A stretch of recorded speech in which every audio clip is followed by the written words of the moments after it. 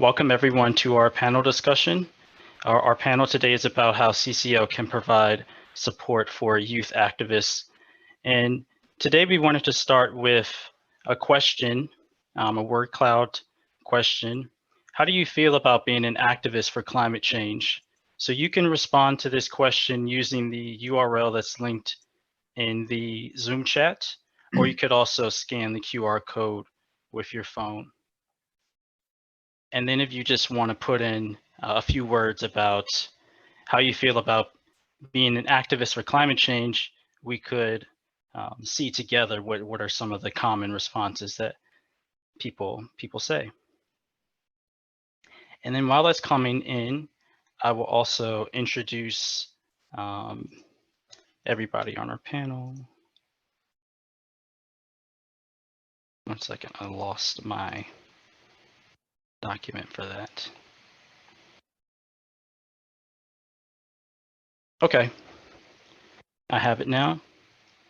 So again, just to reiterate, our panel today is about, we have a group of CCL volunteer high school and college students, and they will share their personal insights and experiences about how we can make sure volunteers of upcoming generations have a meaningful experience and make sure that their voices are heard. I'm Keon Monroe. I'm a volunteer with the CCL Philly chapter, and I joined last year. I found out about CCL in grad school as I was finishing up grad school in Philadelphia last year. So that's how I became involved, and I'll be the moderator today for our panel. So first we have Avery Broughton. Avery is a freshman at the University of Notre Dame, where she is majoring in sociology and peace studies with a minor in sustainability. Avery is an environmental activist aspiring to create a safe and more equitable future for those impacted by things like environmental racism.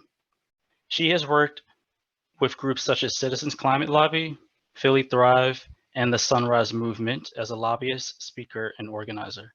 Hi, Avery. Hi, Keon. Next, we have Corey. Corey is a high school junior from Philadelphia.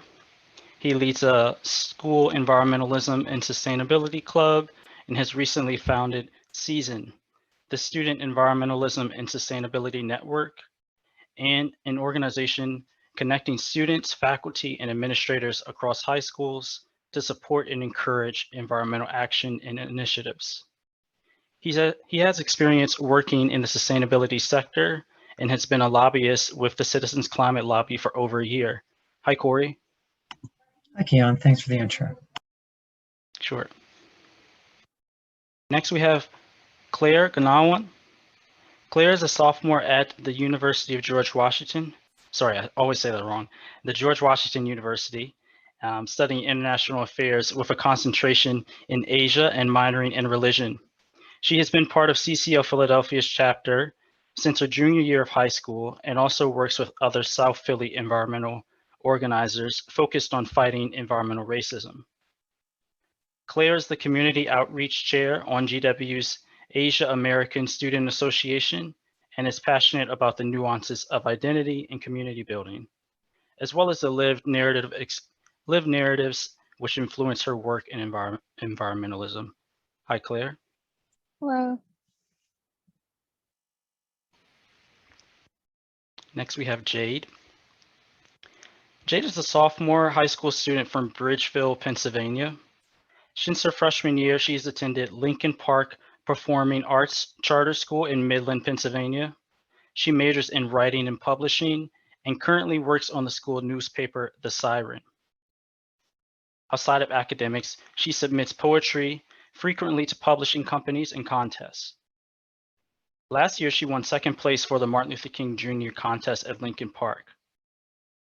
Jade also reads her poetry aloud, and besides writing, she exercises as a hobby, reads, and sings. She volunteers with Citizens Climate Lobby and Power. She has written letters, been a part of a lobby meeting, testified for climate hearings, written an article, and trained with these environmental teams.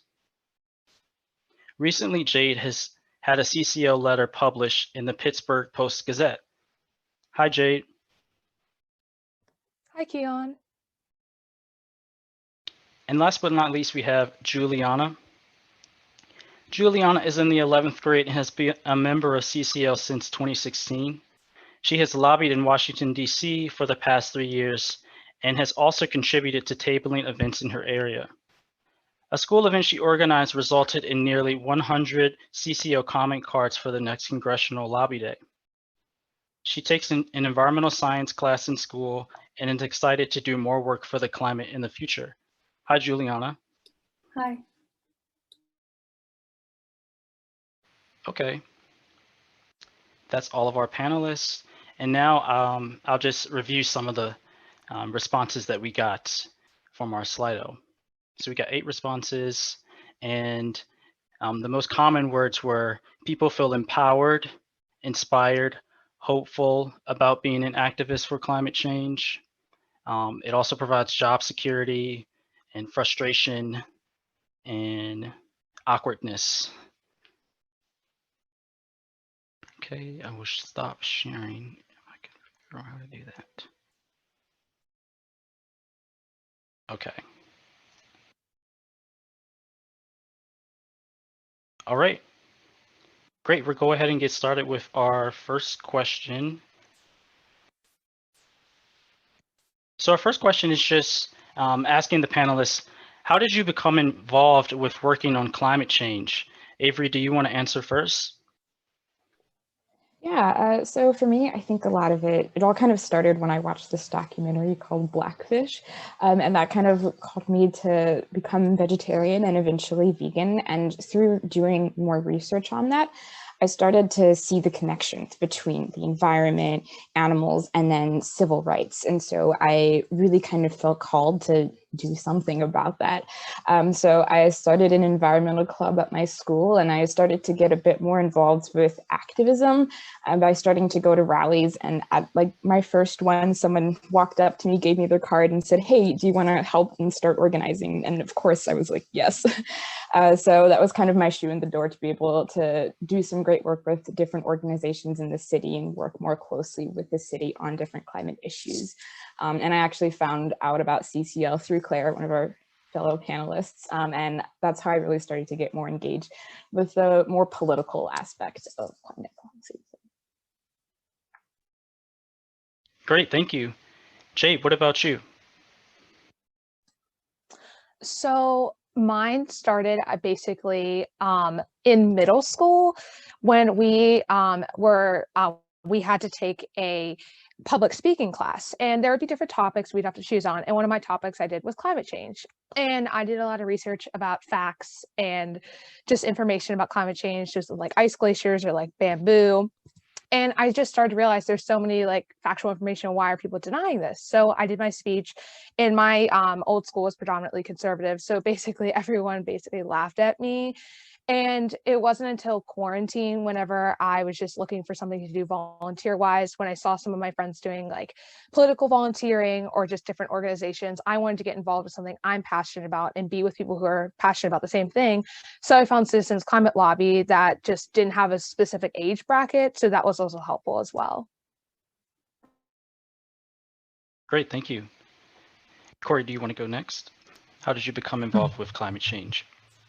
Yeah, I got into all of this pretty organically. The freshman year of high school, I saw a sign for the new sustainability club, and it felt like, or I thought it would be a fun and impactful way to spend a bit of time. So I joined, and then from there, as I became more comfortable, I would slowly take on more bit by bit. And everything was really just building on past experiences.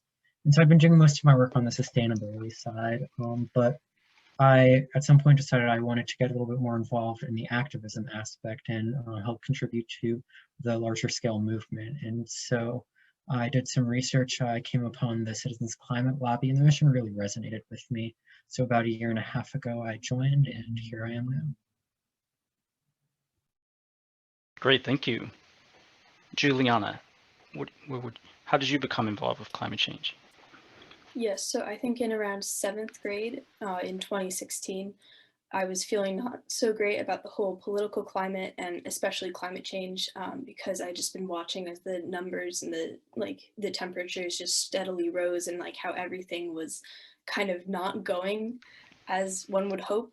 And then I heard about this lobbying event in DC, and I went and I had a great time, and it felt like I was actually doing something, which was really great because before I just felt like, what can I do? I'm just like a 12-year-old. I can't like change the world. But then I was able to actually meet face to face with people who did have that power.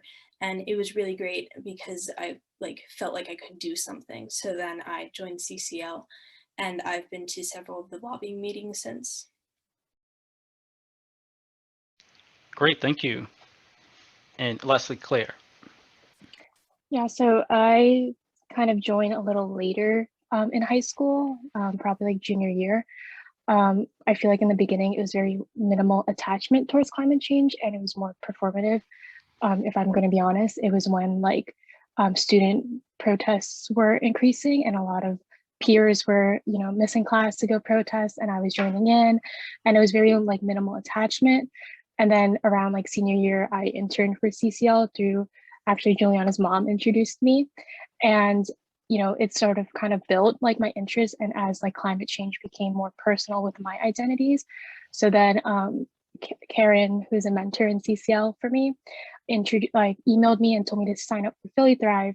And I signed up for that. And that is where I learned more about South Philly and environmental racism and how it impacts my community.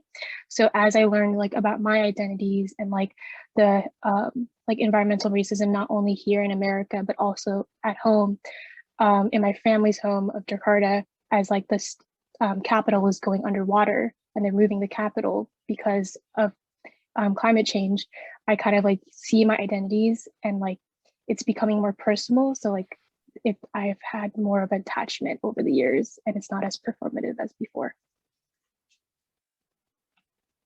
Great, thank you. So I heard from the panelists a lot of different stories, everything from media to school opportunities to hearing about CCL and Lobby Day as some of the original origins for inspiring our work. Okay. So our next question, as young activists, you're likely to face many significant impacts of the climate crisis in your lifetime. Are there any advantages you have as a youth activist? If so, how can you best capitalize on those advantages? Corey, we'll start with you. Thanks for the question. I think that at times younger activists can have an easier time getting into the door. And I also think that people might be more opening to listening to what we have to say. If you look at schools, for instance, there are certain areas and topics which a student might be able to bring up a little bit more easily than a faculty member, for instance. And I think that kind of extends beyond from city council to Capitol Hill. I think that people might be more open to listening to youth activists rather than the more traditional lobbyists. And I think it's something to be aware of. I think that you should look and see where you already have your foot in the door, if that's your school, if that's a religious institution, if that's any other place, and you should take advantage of that. But at the same time, I think that you should really not rule anything out. Shoot high, what's the worst that could happen? And then the one other thing that I'll talk about is when you're new to either a movement or an organization, you have a fresh perspective. You're not taking anything for granted, none of the day-to-day practices. So you can notice things that other people who are more experienced have become accustomed to and don't really think about anymore. And so I think that being new to something, you can really bring valuable insight. So take advantage of that, ask questions, think about what you're doing rather than just doing it. I've definitely emailed my share of questions, and in the end, I came out of those interactions with a much better understanding of this organization, activism, the Energy Innovation Act. And so I think that you should really take advantage of your new perspective when you're either joining environmentalism in general or even just the Citizens Climate Lobby specifically. Thank you, Corey. Next, Juliana. Yes, so what Corey was talking about with the fresh perspective, I think that is like really useful, not only for like CCL and organizations itself, but also for just like the general issue of climate change, because we see it in a different light, because when we think about our futures, climate change will impact our future, not like the future of someone else or like future generations. It's like, no, this will be my future later on when I'm an adult. This will impact me directly. So there's more of a drive, and you can definitely capitalize on that, because you can say like, well, like if you're meeting a member of Congress, you can say, listen, I will have to deal with this firsthand. So like this impacts me directly. And not like, you can also kind of pull the age card sometimes. You can say like, well, I'm not voting right now, but I will be soon. So you can't just dismiss me because I'm young, because I will then eventually be one of your constituents. So you do have to kind of listen to what I have to say, and here's what I care about. Thank you. And lastly, Avery. Yeah, I think as young people, we kind of can and quite honestly have to be constantly looking towards the future, because with our age, this is our future, and this is really when we're going to be coming up. And so we're able to kind of look towards the future in a very special way, kind of like Juliana and Corey were saying. And so I think because of that, and because we're so invested in this, we have to be very anecdotal and really speak to how what we do today directly affects what we will be able to do in our future. And as I said, that's really kind of like the start of everything. And like Juliana was saying, really kind of playing into the fact that like, can you please just like think of me? Like this is all we have, really. And so I think because of that, our voice holds a lot of power. And even though we're young, we're just so involved in this. And I mean, kids nowadays, they're not like hooking school to hang out with their friends. They're doing it to like walk out for climate change. And so I think there's something very striking about that. And it really speaks to how our lives just can't be the same as they once were in the face of climate change. And so I think that's very powerful. Thank you. Some really great answers from everyone. So everything from taking advantage of a fresh and new perspective as a young activist, and to really recognize that this is our future. This isn't our grandkids' future. This is ours. And also keeping in mind that we have political will. We can be politically engaged in the future. Okay. So our next question.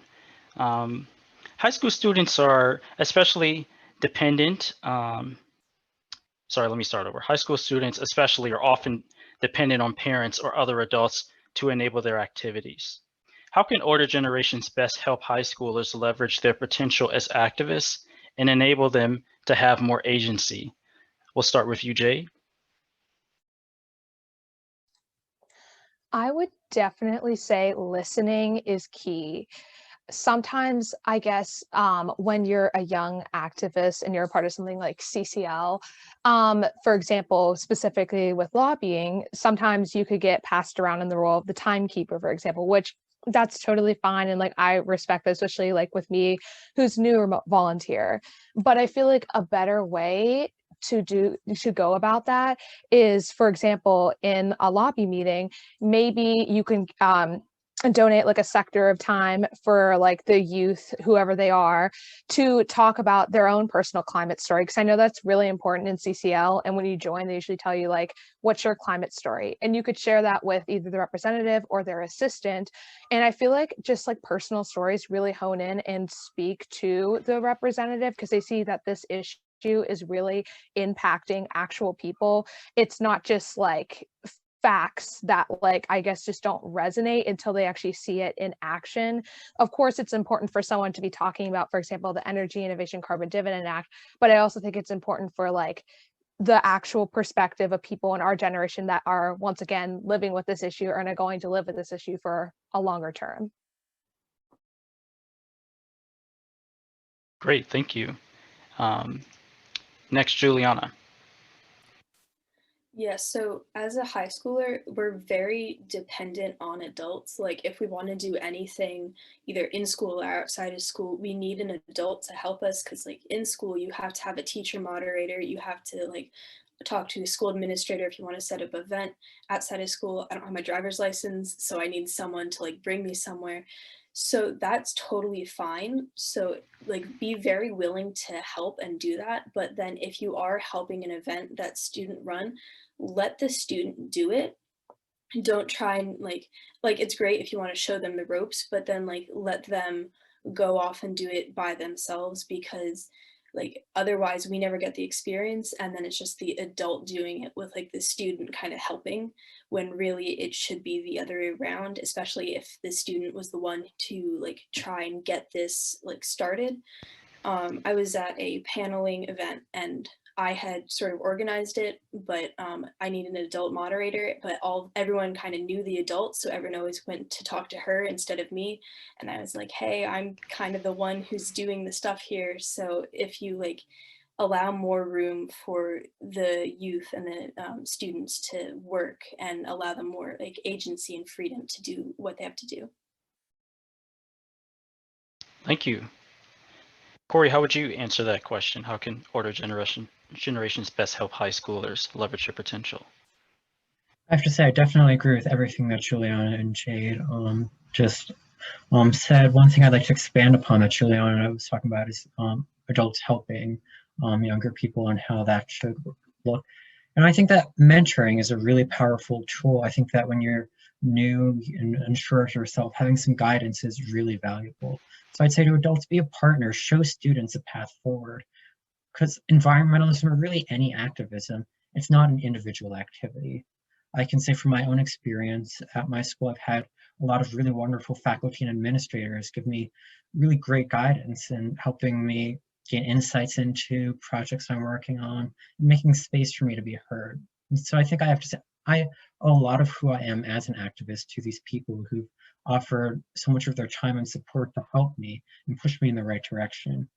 So I'd say students seek support and guidance, but also if you're more experienced, make yourselves available and think about how you can help younger people develop a toolbox that they can draw upon later. Great, thanks everyone. Those were some great responses about things we can do to help high schoolers. Okay, now we'll ask our two panelists who are in college. Has moving on to college changed your ability to be effective as an activist? Do you notice a difference in how people respond to you? And Claire, we'll start with you on this question.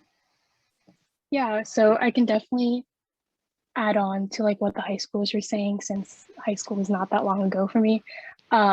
There's definitely more agency and connection, and especially funding in college and compared to high school. So like me and Avery went to the same high school, and it's a magnet school, so it's special admit, but at the same time, it's still a Title I school, which means majority of the student body is lives under the poverty line. So it's kind of this dynamic of this kind of funded school, but at the same time, we don't have funding in certain areas. So for orgs, if a student wanted to start an org, we needed staff to stay after school with us. We needed all these requirements. We couldn't do things on our own. So the staff who's already underfunded, they would have to volunteer to stay after school, or most likely it would be out of their own kindness to work with us. And on top of that, funding was all in our hands. So we had no funding from the school, and it was like all fundraising. So like with those limitations, and also like depending on your location of like what your school can provide, drastically changes once you get to college, where depending on the college you go to, you all of a sudden have all these like resources, these professors, these mentors, peers who have taken classes and know connections and other people, and they can network for you that you didn't have in high school. So in like high school, you're very limited to your parents and your peers who probably don't know a lot of people. And then in college, all of a sudden you have all these resources. For my personal experience, my freshman year, when I lobbied for CCL, I remember coming in, I was like, yeah, I'm a freshman. I go to school like metro ride away from the hotel we were staying at. And people had this high expectation for me. So they immediately assigned me like a section like to explain policy. And I was sitting there like, I've barely taken my intro classes. And I came from last year where I had to stay with an adult the whole time. And now I'm lobbying all by myself and people have this high expectation of me. And I still feel like a child. And all of a sudden over the summer that changed and people expected more from me. So it was this weird like transition. But then after like a year and now I'm like in my sophomore year, as I'm like more comfortable speaking, and I kind of feel like this validation in the field when I speak from my own experiences because I'm able to pull from classes and it's like, oh, you're studying this, so what your statement is validated, even though probably what I said 2 years ago, I just didn't have the tools or the words to state it as fluently. Yeah, it's definitely a transition of just resources and validation.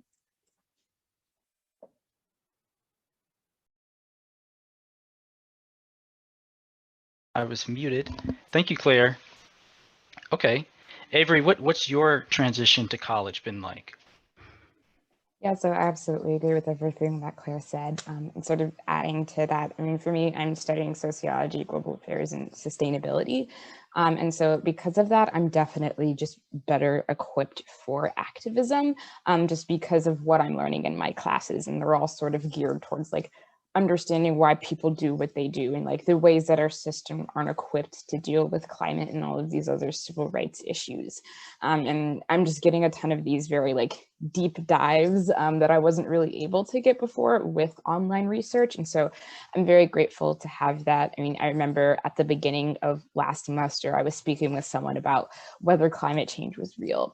And so since I've started like taking like my classes and had similar discussions, everyone now is so much more trusting of me and take what I have to say so much more seriously. But like I'm a freshman, but I think even beyond peers, just everyone in general, like Claire was talking about, they just take you so much more seriously all of a sudden. And they say, oh yes, you have this higher education and you're an adult now, so we'll take what you have with all of this weight. And it's really not fair to high school or middle school activists who we're all kind of working with the same message, and we're all working with the same core material. And so it's absolutely not fair, but I would definitely say that with college, people just instantly assume that like you're more credible. So. Thank you for sharing. It's funny hearing Juliana and the high schoolers describe how, you know, they would like more freedom to do their work and to be heard. And then in college, it's, oh, you're an adult now, you know everything because you're taking classes or whatever the case may be. Okay, thanks everyone. Okay, our next question is about CCL in particular. What is it like navigating predominantly older white organizations, CCL and environmental groups in general? What obstacles have you faced? And what can adult CCL members do to remove or reduce those obstacles? Avery, we'll start with you. Yeah, so I think I recently started to really realize the importance of my voice as a young Black woman working with the environment. And I've definitely felt a responsibility to sort of advocate for the Black community, which is severely targeted by environmental racism. But because I'm a minority, especially like within the environmental world, sort of all eyes are on you. And it's like, oh, not only are you a young person, but you're a young Black person. And so I definitely feel a lot of pressure to make sure that I'm constantly like representing Black people well. But I think that for the adult CCL members, I think that maybe focusing on trying to uplift and really see everything that youth and especially BIPOC youth have to offer in these spaces, because we have a lot of value, and specifically again in less diverse spaces because of the different experiences that we have. And our value kind of, it goes beyond just our skin tone, and adding a sort of optical sense of diversity. And so I think for the older, specifically white CCL members, then it's sort of about actively trying to seek out and engage with the special perspectives that we have and the insight that we can bring to foster a sense of diversity and actual like ideas. Thank you, Avery. Claire, how would you answer this question? Yeah, so Avery said like a term and it's BIPOC, and I recently like learned of that term and kind of like learned the difference of like what POC, person of color, means in differentiation of BIPOC.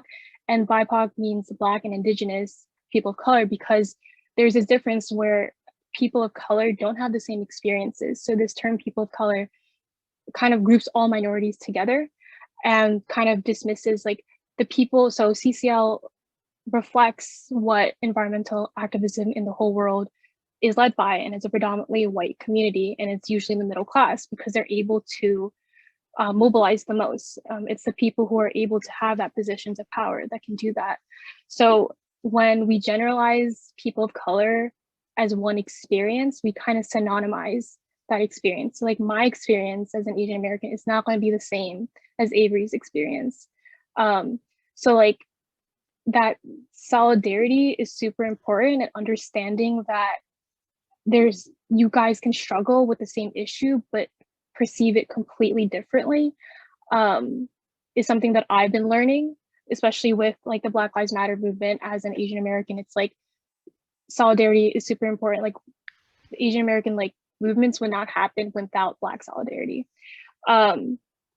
So because environmental crisis affects like marginalized groups the most, sorry, just looking at my notes, and no, not everyone will be affected to the same degree.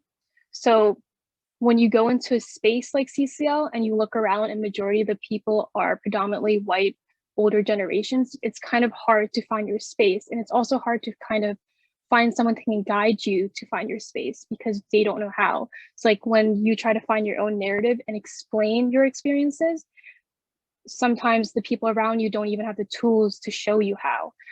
So that's something that I've struggled with and something that like I kind of had to do on my own. So like trying to find your voice is very important, but it's very hard to find that space when the space is just there and there's no support or structure. But I think the ways that an organization like CCL could improve on that, I know there's like diversity summits and there's like scholarships, but I think there's a difference between creating a spot for marginalized communities versus nurturing that spot and making sure that there's constantly like progress rather than just creating that spot, because space is not the same thing as having agency. Great, thank you, Claire. Jade, what do you think about this?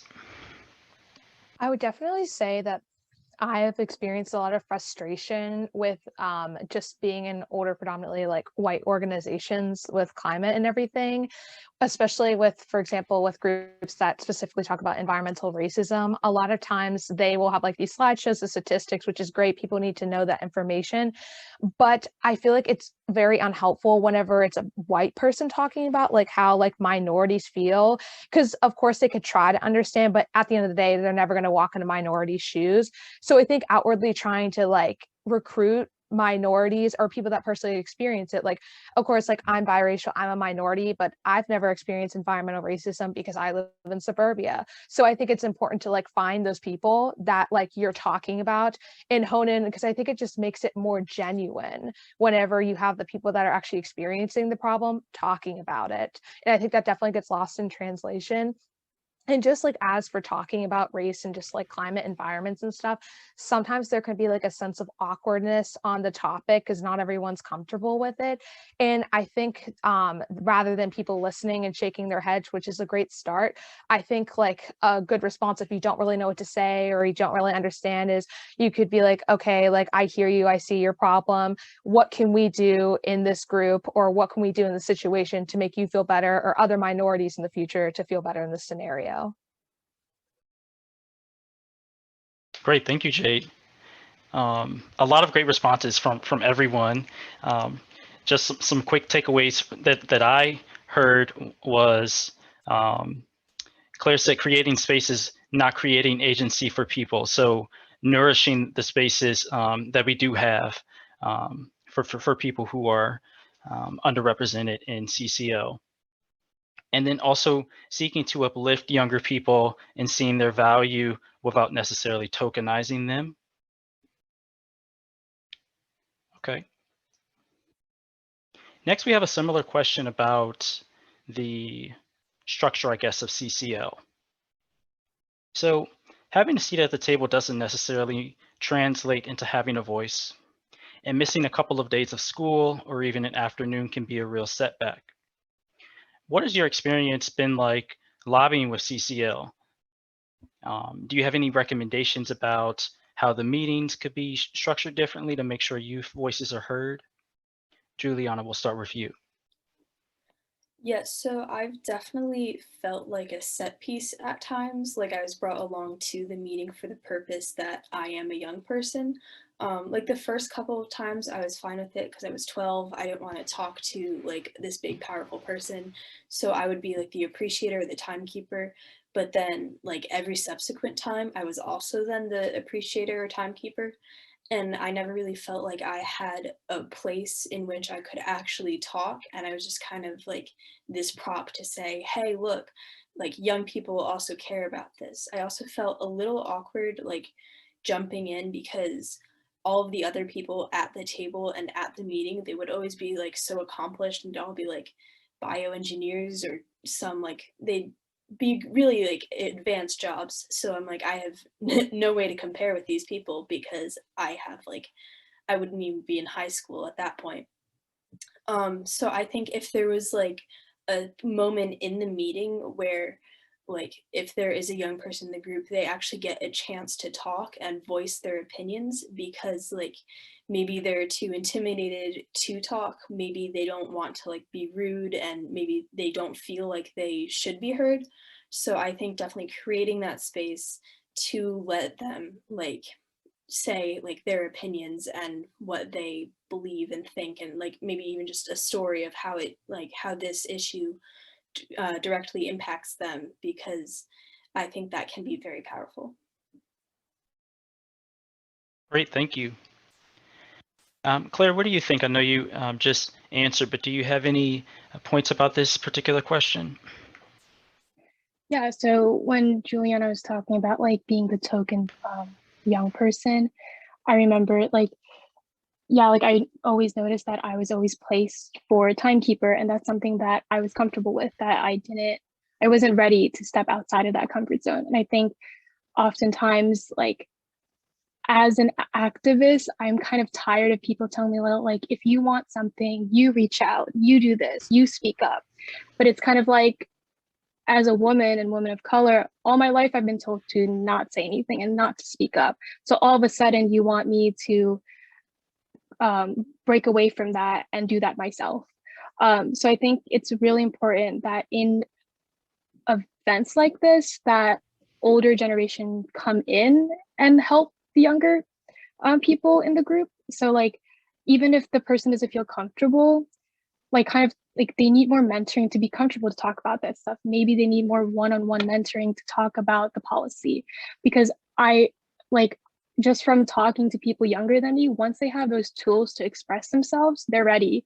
But they can't just jump into something where this is the first time they've ever put on like professional wear and you expect them to talk besides like staying in the background. I do like, and it's often really hard to like speak up to someone who's like older than you and like usually in positions of power. I've had times where I've had an older white man speak over like the person that's representing the congressperson, and I can't interject because it feels like, where do you fall in that? It's uncomfortable on like for everyone in the room, but like you don't really know how to speak up because you don't know what to do. So I think it's really not, because I feel like it's like, oh, it's individuals that need to do it. And I think it's like more like a collective. It's like the old people who have those power to like step in and be like, okay, like, I don't know, like Juliana, maybe like, remember when we talked about this, did you want to elaborate on that? And kind of like push people forward rather than just like, oh, they didn't speak, that's their fault. So I think it's really important to go out of your way to make sure those spaces are there. Great, thank you. That's a great point. Corey, how would you answer this question?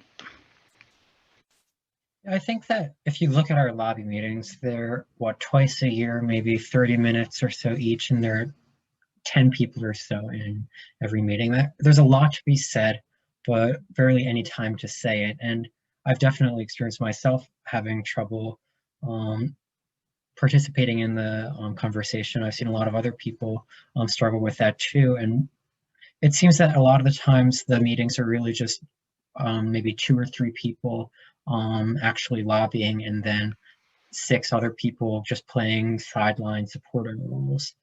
And so one thing I've been thinking a little bit about is developing your lobbying skills more. And lobbying can go beyond Capitol Hill. I think that there's a good opportunity for smaller groups to lobby local politicians or local business leaders. And I would envision maybe a more experienced person supporting a couple newer activists, helping them in a lobby meeting, but giving them the reins, giving them a chance to practice and develop their tools. So I'd love to see more opportunities for younger people to be more actively involved rather than only planning and helping on the sidelines. I can tell you my first day of lobbying was with a different organization supporting a very similar carbon pricing bill. I was scheduled to lobby with my congressman's office, but nobody else showed up to that meeting. So I was kind of just thrown in there all alone.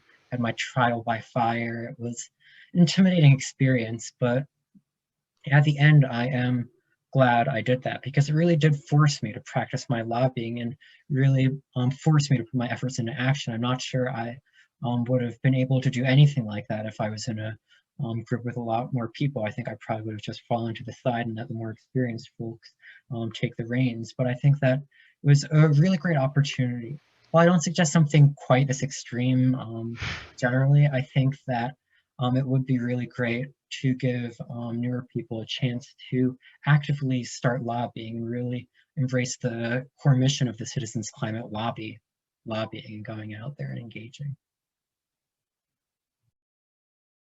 Great, thanks everyone. Common theme that I heard in a lot of the responses was to make sure that we're going out of our way to create space and opportunity for younger people to be engaged at climate meetings, at lobby meetings. Okay. Our next question. What is something you've learned about being an activist that you would share with other youth? Corey, we'll start with you. Thanks. I'd say the one biggest thing I'd share is don't go this alone. Find like-minded people, find mentors, find people who can support you. In my personal experience, I, for a little while now, have been wanting to connect high school people involved in sustainability in high schools and help them work together and collaborate. And so last year, I sent out a few emails, got together maybe 4 or 5 people, some students from other schools. But the group, there wasn't a ton of excitement. It was kind of stagnant, and in the end, we dissipated after only a few meetings. This year, I was thinking that I still was interested in doing something like that. And so I decided to give another try. I found that there's this organization, the Friends Council on Education, which holds an annual conference for educators focused on environmentalism.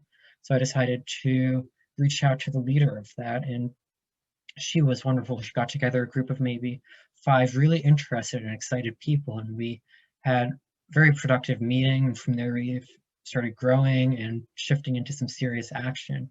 And so I think that it's really because of the excitement, interest, and engagement of everybody involved rather than any individual person that this has really taken off so much more compared to my first attempt. So what I would say is that so much of this comes down to partnerships, relationships, and seeking support. Climate change is way too big of an issue to even try to tackle alone, and really anything can benefit immensely from some teamwork. Thank you. Avery, what would you say something you've learned about being an activist that you would share with other youth?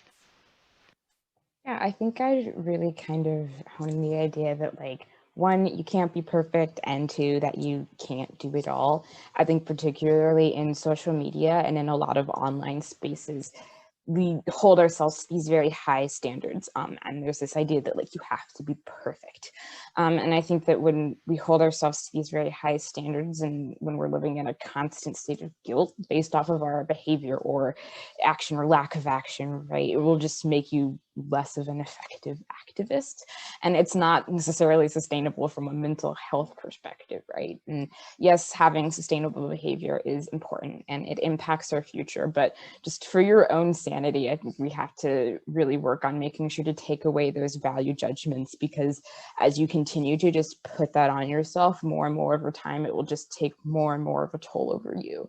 And so not expecting yourself to give your best all of the time.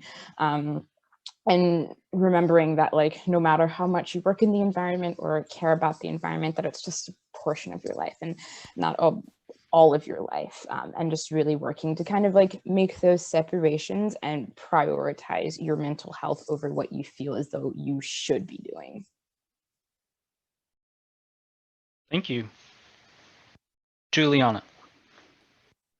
Yeah, going a little bit off of what Avery said, I'd say just keep doing it. Like I've gone through many periods of not being as active as I would like, but I always had it in the back of my mind that like this is something that I am passionate about and that I care about, so that the next time I, found a time when I could then be more active, it was a lot easier to get back into it because like it was still there. It was still one of the things that I cared about. So then it was a lot easier. It was more like a spark reigniting into a fire rather than just having to like completely start from scratch. So I think if you just keep going with it, even if you feel like you're not doing anything productive, even if it feels like nothing's really happening or that you're just like too busy, if you just keep it in the back of your mind and if you just keep it like sort of omnipresent and kind of like always there, then it'll be a lot easier.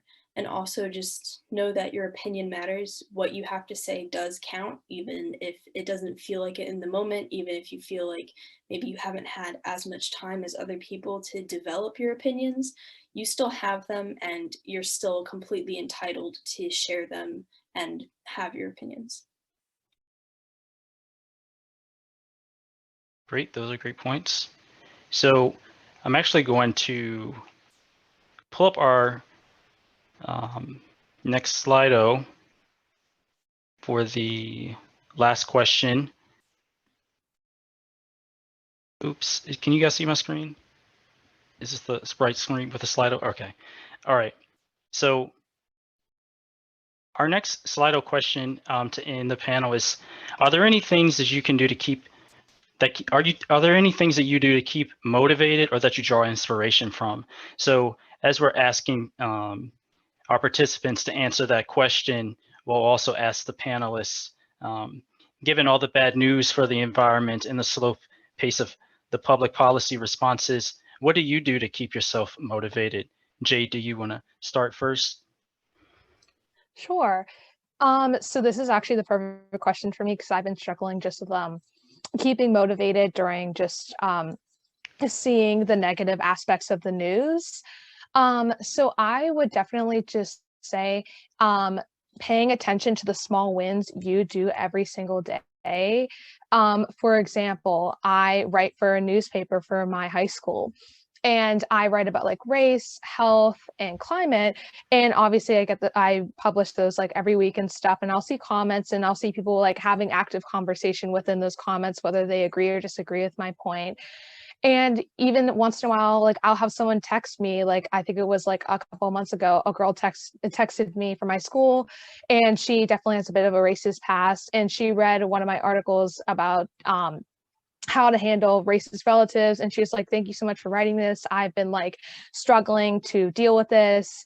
So I think just really like understanding what you're doing and just saying like, I will have my time whenever it comes to be, for example, with me being a journalist, if I don't like some of the things journalists are doing, like I will have my time, and I guess appreciating like I am doing the right thing.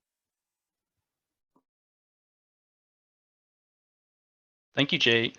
And just, I only see we have one response. Just to remind people, you can answer the Slido using the link in the chat. I posted the link, and you can also scan the QR code to answer this question. So next we'll go to Claire. Yeah, so I feel like something that I've drawn from like just different intersections of activism and not just environmental activism is that like activism is not supposed to be like a silver lining there all the time or even ever. Kind of like activism is dirty like work. It's not supposed to be comfortable. It's always going to be uncomfortable. You're fighting for injustice. So it's never going to be like, you might see like small wins and you kind of carry those small wins with you and you move forward. But even the things that bring you down is kind of what carries me. So like, I feel like whenever I feel down about it, I just remember that like there's people before me that have done so much work to be where I am today, and I'm able to be on a platform. And like, whereas like if those people didn't exist before me that gave me this platform, then if I don't do anything now, or like every little thing that I do now is progress for people in the future. So even though like I know I'm not going to see like a silver lining anytime soon, someone down the line might see a win. And it's not always about like the final goal, but like every step process. Because if you're always going to look for that one goal, I feel like that's not one way to live. But always like being in the moment of these small gratifications and like wins. Thank you. Claire, your response reminded me of something Dr. Hayhoe said at the introduction. She said, "Hope begins in a dark place." And I remember writing that down.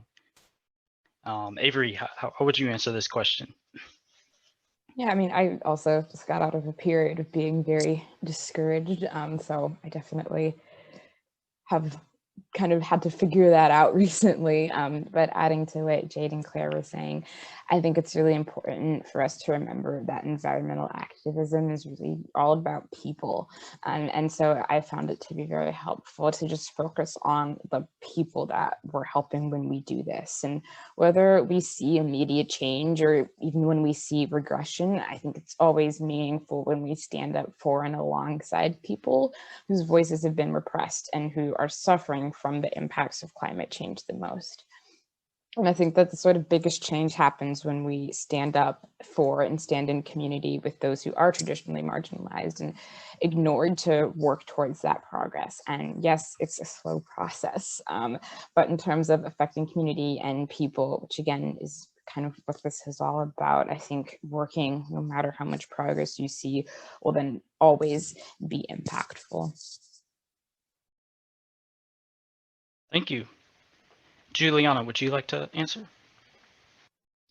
Yeah, I think definitely focusing on the positives can be really helpful. I think it was a couple weeks ago, GM announced that they're going like fully electric. So that was great. Like whenever like a small like thing like that happens, or it just makes the big things so much bigger. It's just really great to always like see these companies that you thought like had no way of redemption, and then they do something like that, and it really just kind of like uplifts you and makes you think like, oh well, there is hope, because if people care about this that much, that GM is able to go fully electric, then like what's to stop us? I mean, then every now and then you do have your crash back down to reality and you see the actual state of things. But like, it is really nice when you kind of just focus on like, here are the good things that are happening. And then if enough good things happen, then hopefully we can find our way back to the path towards normalcy. Great, thank you, Juliana. Okay, we're almost 5 minutes to ending. So I just wanted to review some of our responses from our participants. So things that others do to keep motivated, and they draw inspiration from books and articles, films and art, talking to others, focusing on the positives, kind of like what was said, focusing on any of the small wins and staying connected to others, remembering that we're doing this for people. Okay. So I don't know if we have any time for one or two of the audience questions, but if so, feel free to go ahead and ask them. We have two questions that are kind of the same. What can chapters do to attract young activists? All right, thank you. Does anybody have any? I'll just let anyone go ahead and unmute if you would like to answer that.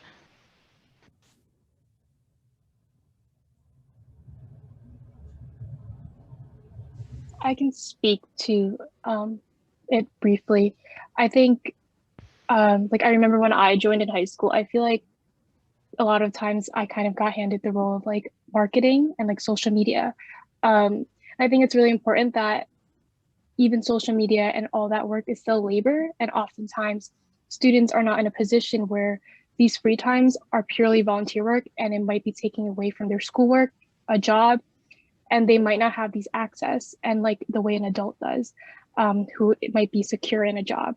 So I think it's important that there's funding. I've seen a lot of internships are now being paid because it takes away from a student's job that they could be doing because they need an income. So I think like to attract students is one, providing those spaces of internships, but also making sure that they have the full capability to fully mobilize in it and not be limited to their access and what they grew up with.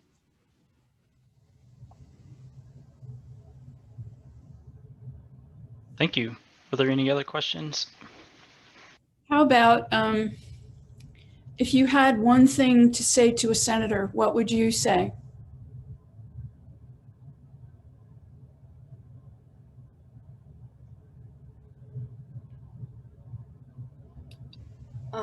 I think it would probably depend on the senator. But I think probably that this is like top priority. Like there are many issues in our world today. There are many things that need addressing, but if we don't address this first, there won't be a world left. So if we can first get maybe not like this specific piece of legislation, but like any start on it, any progress, the rest of the world's doing it. Why can't we? If we can just like get started on this and then figure this problem out, then it gives us more time and more freedom to then focus on other issues. And there are plenty. Anybody else have one of those answers? Yeah, I think I'd just say. Go ahead, Sorry. Corey. Thank you. I'd probably just say not everything's politics. I think that we've recently seen the politicization of a lot of issues which really are not at all something that should be debated. There is broad consensus on climate change and a lot of other issues too. And so I think that that would be the one thing that I would want to really try to drive in, that this is not politics. So much of the issues going on right now are not politics. Yeah, I think I would probably ask them to, I guess I would kind of emphasize that, like, I understand that it's very hard. This is something that's very hard to kind of wrap our heads around. It's such a very large concept and the impacts are so immense, but just remembering that like this isn't something that's off in the future. It's still happening right now, and everything that we do right now matters. And right now it has implications. There are people dying right now. There are climate refugees right now. And so just kind of calling them to just think of that, and like Corey was saying, taking away some of the political aspects of that and saying like to think of all of your friends and family who have people overseas, and again kind of playing into this is the world that I have to live in, so please make a good place for us. Thank you. Thanks a lot, Avery. And everyone, I would like to thank all of the panelists and the audience today. And just I have some quick announcements, conference announcements. So we have a movie screening tonight at 7 p.m. It's the documentary Hillbilly. And then also tomorrow, there are 2 workshops. There's the Introduction to En-ROADS, the Climate Policy Simulator at 1 p.m. and that goes until 3 p.m. And also there's the Bridging the Divide on Climate Solutions by Braver Angels at the same time. So thanks a lot, everyone. I really appreciate your time today.